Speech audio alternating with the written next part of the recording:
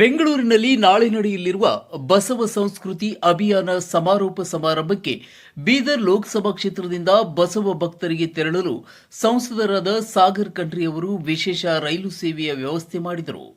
ಆ ರೈಲ್ವೆಗೆ ಇಂದು ಹಸಿರು ನಿಶಾನೆ ತೋರುವ ಮೂಲಕ ಚಾಲನೆಯನ್ನು ನೀಡಿ ಬಸವ ಭಕ್ತರ ಪ್ರಯಾಣ ಆರಾಮದಾಯಕವಾಗಲಿ ಎಂದು ಶುಭ ಹಾರೈಸಿದರು.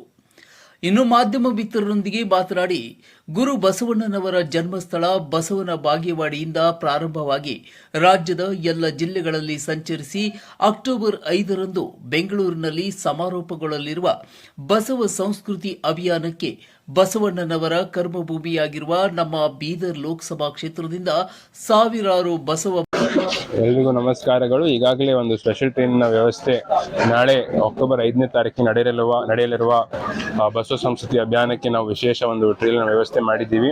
ಎಲ್ಲ ಬಸವಪರ ಸಂಘಟನೆಗಳು, ಬಸವ ಭಕ್ತರು ಈಗಾಗಲೇ ಸ್ಪೆಷಲ್ ಟ್ರೈನ್ ಇರ್ಬೋದು, ಟ್ರೈನು, ಫ್ಲೈಟು, ಬಸ್ಸಿಂದ ಈಗಾಗಲೇ ಹೋಗಿದ್ದಾರೆ. ಎಲ್ರಿಗೂ ನಾನು ವಿನಂತಿ ಮಾಡ್ಕೊತೀನಿ ತಾವೆಲ್ಲರೂ ನಾಳಿನ ಕಾರ್ಯಕ್ರಮಕ್ಕೆ ನೀವು ಭಾಗಿಯಾಗಿ ಯಶಸ್ವಿ ಮಾಡ್ರಿ ಅಂತ. ಇದರಲ್ಲಿ ವಿಶೇಷವಾಗಿ ಏನು ಬಸವ ಸಂಸ್ಕೃತಿ ಅಭಿಯಾನ ಸುಮಾರು ದಿನಗಳಿಂದ ಬಸವನ ಬಾಗೇವಾಡಿ, ಬಿಜಾಪುರ ಜಿಲ್ಲೆಯ ಬಸವನ ಬಾಗೇವಾಡಿಯಿಂದ ಪ್ರಾರಂಭ ಆಗಿ ನಾಳೆ ಮುಕ್ತಾಯಗೊಳ್ಳಲಿದೆ. ನೀವೇನು ವಿಶ್ವಗುರು ಬಸವಣ್ಣನವರ ಏನು ತತ್ವ ಸಿದ್ಧಾಂತ ಅದನ್ನೆಲ್ಲ ಜನರಿಗೆ ಇನ್ನೂ ನಾವು ಅರಿವು ಮೂಡಿಸಬೇಕು, ಜಾಗೃತಿ ಮೂಡಿಸಬೇಕಂತ ಉದ್ದೇಶದಿಂದ ಇವ್ರು ಮಾಡ್ತಾ ಇದ್ದಾರೆ. ಅವರಿಗೂ ನಾನು ಯಾರು ಬಸವ ಸಂಸ್ಕೃತಿ ಅಭಿಯಾನ ಮಾಡ್ತಾರೆ ಅವರಿಗೂ ನನ್ನ ವತಿಯಿಂದ ನಾನು ಅಭಿನಂದನೆ ಸಲ್ಲಿಸ್ತೇನೆ.